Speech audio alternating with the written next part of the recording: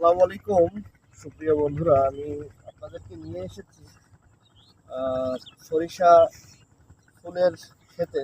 আপনারা দেখতে পাচ্ছেন আমার হাতে সরিষা ফুল আছে এবং আপনাদেরকে সরিষা ফুলের সম্পর্কে কিছু গুণাগুণ জানাবো, পাশাপাশি কিছু কার্যকারিতা সম্পর্কেও জানানোর চেষ্টা করব।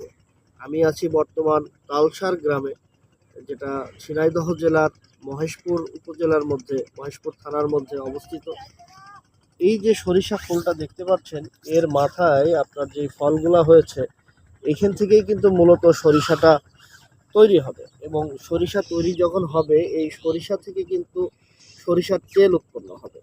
পাশাপাশি সরিষার তেল যখন আসবে বাজারে, এই সরিষার তেলটা কিন্তু একদম পিওর এবং অথেন্টিক এবং ভেজাল মুক্ত।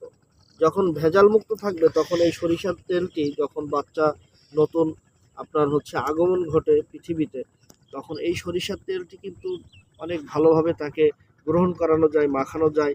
তাতে পরে তার জ্বর, ঠান্ডা, কাশি, বিশেষ করে এই ঠান্ডা পরিবেশে কিন্তু এই সরিষা থেকে যে সরিষার তেলটি উৎপন্ন হবে, সেটা কিন্তু অনেক সুন্দর গুরুত্বপূর্ণ ভূমিকা রাখে। এবং বাজারে কিন্তু এখন আজকাল নকলের ভিড়ে আসল সরিষার তেল পাওয়া দুষ্কর ব্যাপার।